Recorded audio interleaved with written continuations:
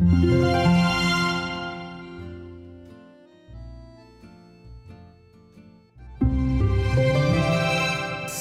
Smart Investor.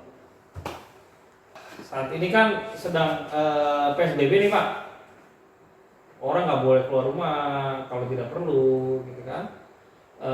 Banyak sektor usaha yang saat ini disarankan untuk tutup. Nah, karena semua work from home, tapi bisnis kan tetap harus berjalan. Kalau nggak ekonomi mati Pak. Dampaknya terhadap sebuah negara itu nggak akan baik dampak ekonominya.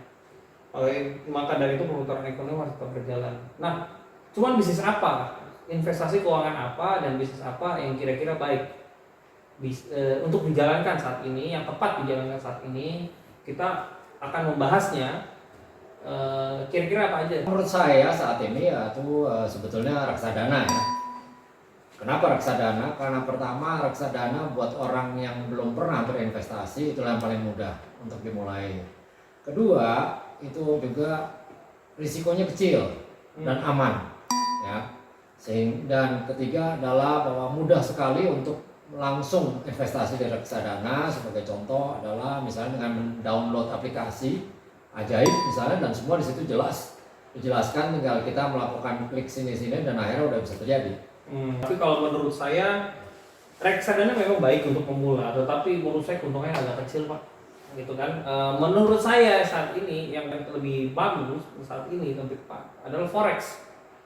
Tapi forex ada dua kan, trading mata uang sama trading komoditi. Saya akan lebih merekomendasi trading komoditi, terutama dalam hal ini gold, karena gold yang menjadi safe haven.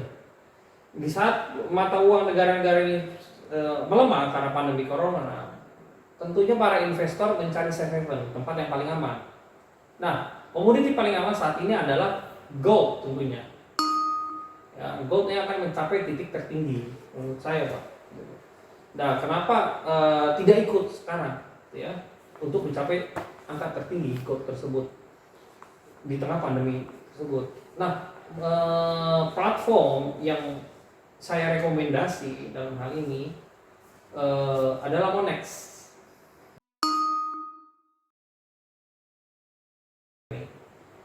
Kalau menurut saya sebetulnya begini ya, kalau forex itu kan berisiko ya, tetap masih berisiko, apalagi kalau kita masih belum mengerti prinsip-prinsipnya, maka ya risikonya cukup lumayan lah ya.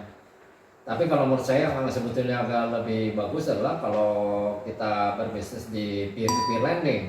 Kenapa di peer-to-peer lending? Karena peer-to-peer lending itu pertama ada transparansinya, jadi sangat jelas siapa yang meminjam kepada siapa, siapa yang memberikan pinjaman, dan berapa waktunya, bunganya, semuanya sangat jelas. Dan itu pun juga sekarang kan semua harus terdaftar di OJK kalau bisnis keuangan. Jadi artinya dari segi risiko, selama semuanya oke, kita ikutin prinsipnya dan ketransparansian dan sebagainya, saya rasa itu risikonya juga kecil.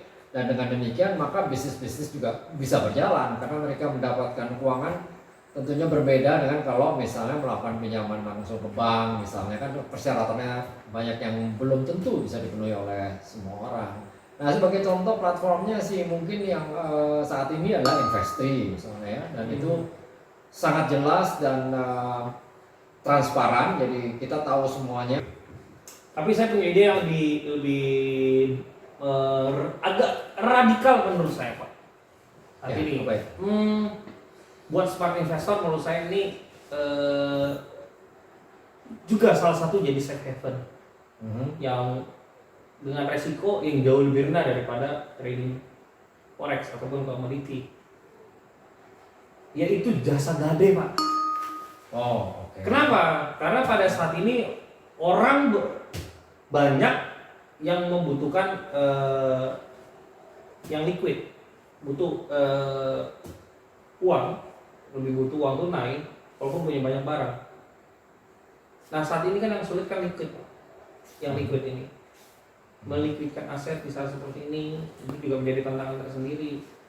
Tapi kalau mau dijual sayang, ya lebih tepat banyak apa sih gadai. Nah, dalam hal ini kita menurut saya nih bisa juga berperan jadi gadai. Ya tentunya dengan resmi. mendaftar seperti apa, atau dari sanak saudara atau kerabat mau gadai boleh. Kenapa? Karena gadai mau bayar nggak bayar tetap menang. Kita tetap menang. Kenapa? Kalau dia bayar, dia lunasin, kita dapat bunga, gitu ya. Tapi kalau dia nggak bayar, kita dapat barang. Contoh misalnya BPKB mobil atau BPKB motor atau apapun, gitu kan. Resikonya kecil. Saya sebenarnya ada satu lagi yang sudah terpikir sebetulnya yang cukup baik juga, asuransi. Kenapa? Asuransi itu juga kita kenal sebagai alat untuk manajemen risk, risk management, mengelola risiko.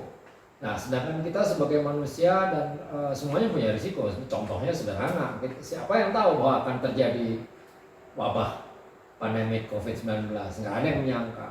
Siapa yang menyangka gara-gara wabah tersebut kita dirumahkan semua, kan harus ada PSBB, kita di rumah semuanya. Jadi apa? Kantor-kantor juga harus tutup, ya. Akhirnya banyak orang-orang yang nggak punya kerjaan dan sebagainya. Nah, ini kan sebetulnya bisnis apa yang bisa kita lakukan sebetulnya adalah dengan asuransi. Kenapa? Banyak orang yang harus terlindung, di backup dengan asuransi kalau terjadi hal-hal seperti ini. Tidak ada orang yang berharap ada terjadi musibah, tetapi musibah itu datangnya kan nggak pernah kasih kabar sebelumnya. Dengan adanya asuransi, maka terlindunglah orang yang memiliki premium asuransi, kan gitu kan. Dan juga ada unit link ya Pak ya. Nah, unit link contohnya itu ada reksadana ya. ada reksadana, Itu termasuk yang tadi. termasuk, betul. Jadi kalau mau nabung di unit linknya udah sama juga kayak reksadana, dimain Terlindungi, ya tapi betul. dapat asuransi juga. Ya betul. Smart investor, tolong tulis di kolom komentar mana sih bisnis yang paling baik pada saat ini. Jangan lupa klik tombol subscribe dan klik loncengnya. Di episode berikutnya kita akan bahas satu persatu secara lebih detail. Baik. Tunggu episode kita berikutnya. Semua. Salam Smart Investor.